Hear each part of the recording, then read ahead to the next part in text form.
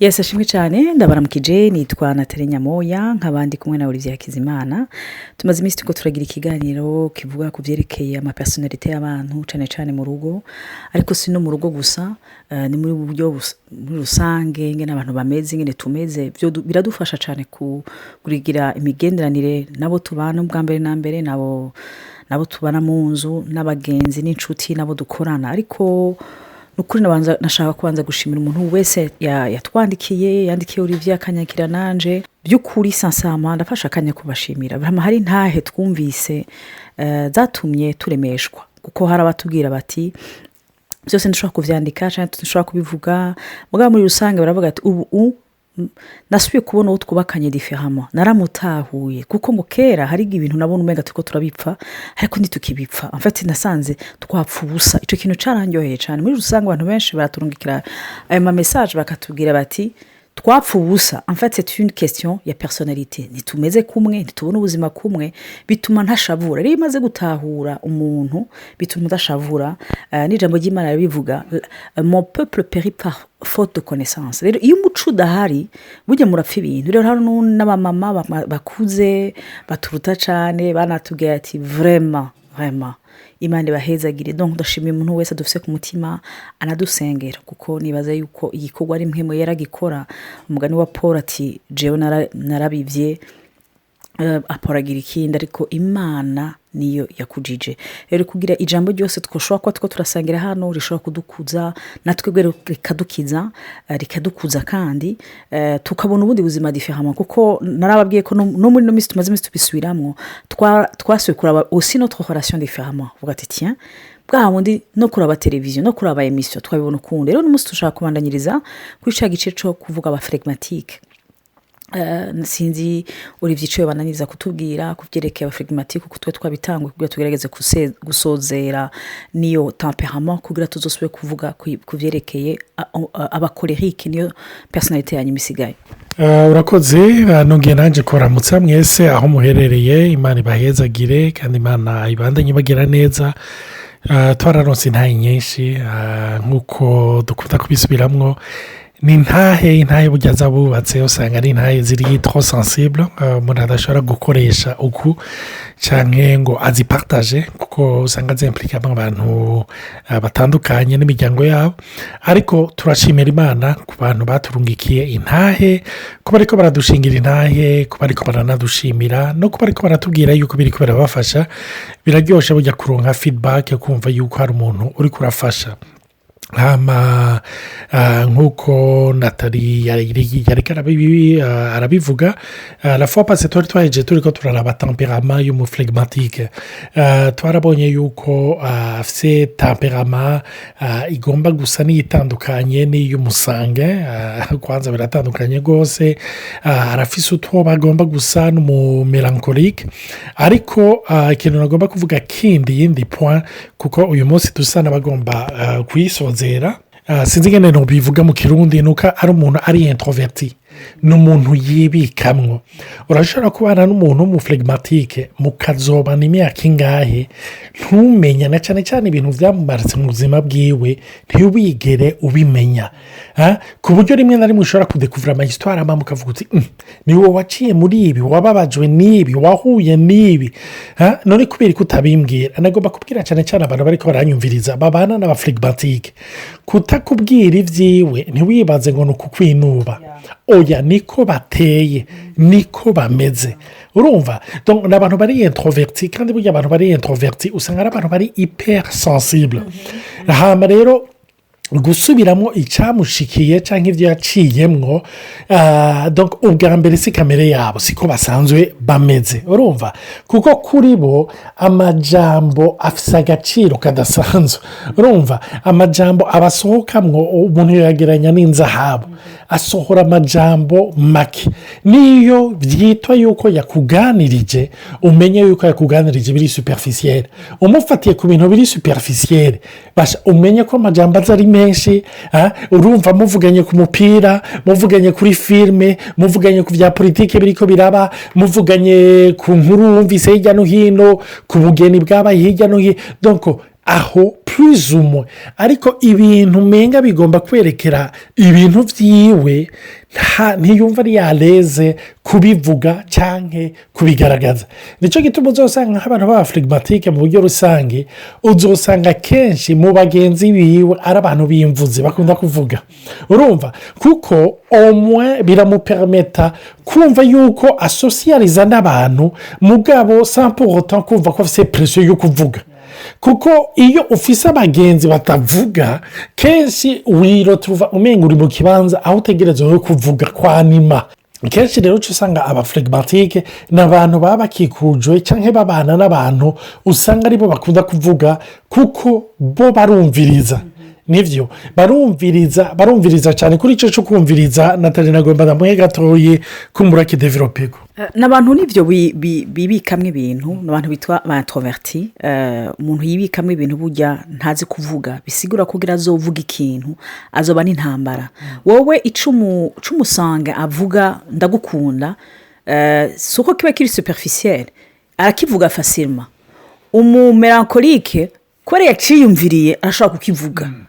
ariko umufirigimatike araciyumvi mugabo akacigumizamo ese très difficile yo kumenya by'ukuri icyo yiyumvira no papa ko atabishaka kuko ni intambara kuri we gusohora ibiri muri we rero seke n'umuntu ataba ari audacieux nta audace afise nta shwashwamutse ntiyitaza ngo agire ibikorwa by'igitangaza kuko yibikamwo ibintu rero iyo umuntu yibikamwo ibintu biragoye ko yavansa ni umuntu rero ushobora gushaburira yuko adatera imbere uvuga uti none wowe kumenga nta poroje ufise cyangwa wamuri hahandi cyangwa wowe umenga ntushaka ko dutera imbere cyangwa ntushaka ko tuja hirya no ari constant aranga ibintu bimutera ikibazo kuko aribikamo kuko twaravuze ubuheruka yuko ari umuntu w'umunyamahoro ashaka amahoro hose na bose atupri kitaswe ashobora no kubabara akiyibagira ku buryo rero utigera unamenya iby'ukuri kiri muri we ni umuntu rero vyorohera kumviriza abandi arumviriza abandi by'ukuri c'est très facile pour lui kuko biroroshe arazi kubika rero burya umuntu azi kubika aba afise capacité ya stockage nini donc kumviriza biroroshe comparativement uravye n'umusanga gumavuga yiruka ugafana nakumviriza par contre umufirigimatike ni umuntu azi kumviriza cyane mugabo uko abika ntazi gusohora donc ategeza kugira afise ikibazo cyo kugaragara rero komba yiwe ya mbere niyo bari umufirigimatike ariko aratwumviriza c'est travailler sur sa peur yo kuvuga yo kurenga oser kubahuka être audacieux c'est très difficile autant nk'umumelankolike iyo ataramenyera ibintu mu mutwe bimugora n'umufirigimatike c'est la même chose ariko wowe ubwoba bari bunini cyane kurusha donc nk'uko Olivier yavuze vraiment c'est quelqu'un yiyantura n'abantu benshi ariko je nashaka kubaza ikibazo Olivier par exemple umuntu uri marié n'umufirigimatike parce que muri icyo gihe ntavuga uwo mu conseil iki dusuppose ko kenshi en général abafirigimatike bagira mariage n'abantu bari passionné donc abasanga abantu bashwashwanutse cyane kuko ndazi ko bamaze iminsi bariko rabitubwira ati jewe vraiment ati utwubakanye n'umufirigimatike nane ndumusange 1000% none dans ce cas là uri umuntu ubakanye n'umufirigimatike uwo mufasha gute kuko ariyo piège dushaka tugwamo two turumviza izi enseignement urumviriza ukamenya ungene ubundi ameze ariko ukibaza turere ndamufashe ndamuhindure ndamureke qu'est-ce que tu pourrais dire par rapport à ça washaka turiko turavuga n'ivyo abantu bajana usanga abafirigimatike kenshi n'ivyo arakwegwa n'abantu babasange arakwegwa kandi n'abantu b'abakolerike niyo twavuga kuri temperament y'abakolerike kumbure muzo bitahura abantu b'aba leader mengana aba leader ne donc muri we yumva yonyeganyeza yotwara abantu ibihumbi n'ibihumbi n'umuntu azi yaja n'iki kenshi nayo abafirigimatike kuko biyizi bazi yuko bibagora guhaguruka bibagora gufonsa bibagora kubahuka kenshi bumva bari sekurize rimwe na rimwe iyo bari kumwe nabo ariko ingorane ni ico kibazo rero ariko urabaza aca ashika ahantu rero umuntu yibaza kuko nk'iyo uri umuntu w'umurongozi ukaba ufise muri ekipe yawe umuntu w'umufirigimatike umenga wowe ntasuiva movement kugira ahaguruke kugira akurikire ibyo uri kuravuga birafata umwanya. n'iyo mwubakanye rero n'umuntu ameze nk'uko, rimwe na rimwe hari igihe ushobora kwibaza yuko akwinuba, rimwe na rimwe hari igihe wibaza yuko atagukunda hasi. ikintu cya mbere umuntu asabwa ni iki? novuga ni ibi turi ko turatanga izi nyigisho kugira umenye umuntu uko ari kateye niko ameze. sepa contre toi, kuko burya intambara kenshi tugomba kugira mu buzima, na cyane cyane ku bantu bubakanye, ni uko abantu bibaza yuko ikintu uwo bubakanye ariko arakora umenga atakunze cyangwa atashimiye, umenga ariko agikora contre lui ou contre elle. ariko nagomba kukubwira rero, wowe uri kuranyumviriza, tangura umenye ko le monde ne tourne pas autour de toi. kuko iyo ni piège kenshi dukunda kugwa ko. yabikoze kubera jewe no kugira mbabaze, cyane no kugira anyinyore, cyane kugira nyihore, cyane kugira umve. burya imbere yuko muhura n'uwo muntu yarabaho, yarariho kandi yari phlegmatique. donc kuba ahuye nawe ntiwibaze ngo ibintu bikibihinduka, kuko kenshi na cyane cyane mu bantu bubatse, ni uko abantu iyo bagikundana hariyo akantu gakorera muri bo kameze nka droge. urumva amahormone muri bo arakora cyane cyane cyane iyo bakunze. iyo mahormone akora ameze arakudopa, urumva ameze nk'inzoga, urumva cyangwa nk'urubogi cyangwa nka droge. urumva muri wewe aragushoboza ibintu utahora ushobora, ku buryo ushobora kwibaza none kumenga hewe yaravuga tugihura tugikundana, umenga rero umuntu avuga, umenga rero umuntu none ubu habaye iki? donc ikintu agomba kuvuga ni uko ofo icyo gihe ikintu cyari ko kirakora muri we niyo droge novuga muri we, ayo marumone y'urukundo byashuje, mugabo si uko byama. donc hari ikintu kigabanuka. donc c'est la patience par rapport à cette question. sinzi icyo bagomba kongeramo. nashaka no kuvuga c'est même pas seulement ikibazo cy'amahormone y'umutange no gukundana, au fond ujana kurondera icyo udafise. kenshi iyo mukundanye n'umuntu uvuga uti Olivier yaravuga kubera jewe sinavuga vraiment c'est kandi bikora inconscient ntuvyumvira. en fait ikiri wewe kiza kurondera l'autre complément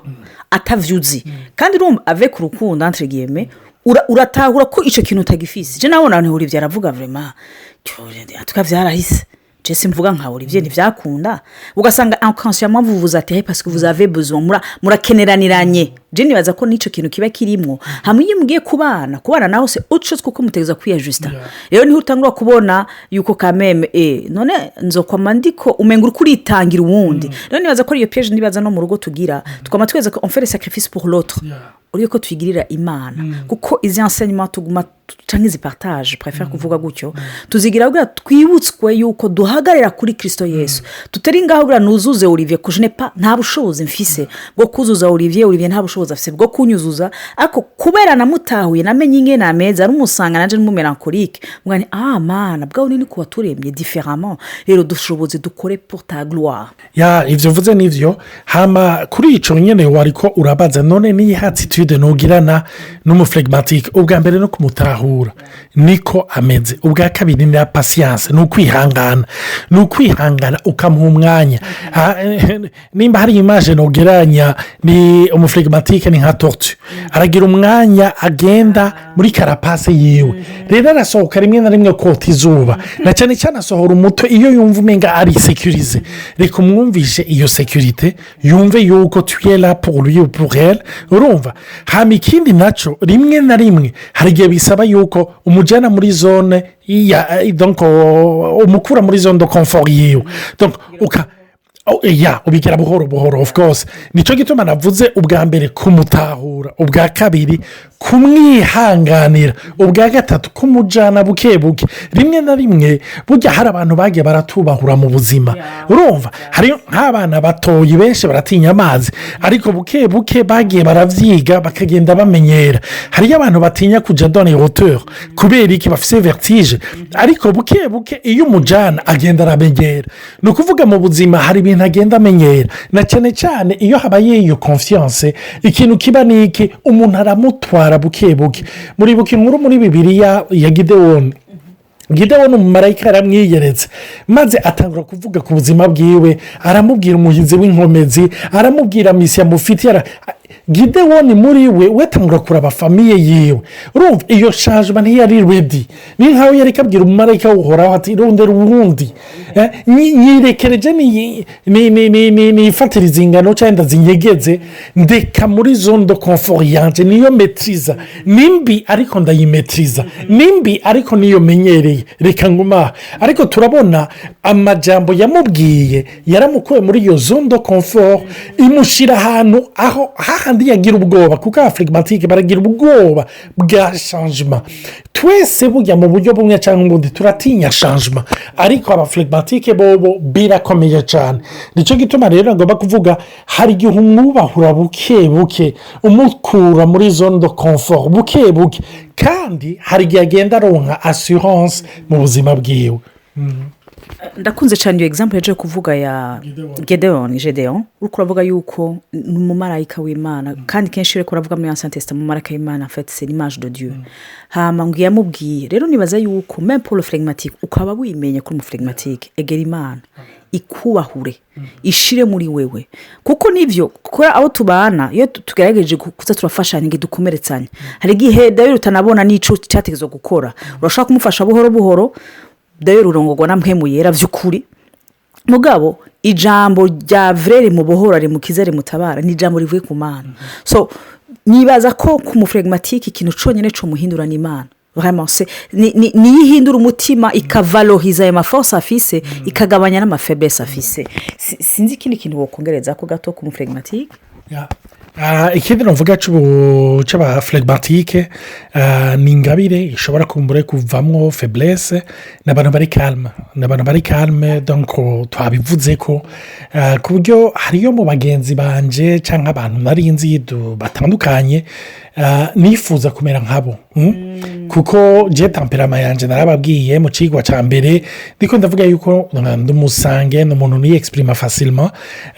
navuga nakunda kuvuga gutera inkuru, ariko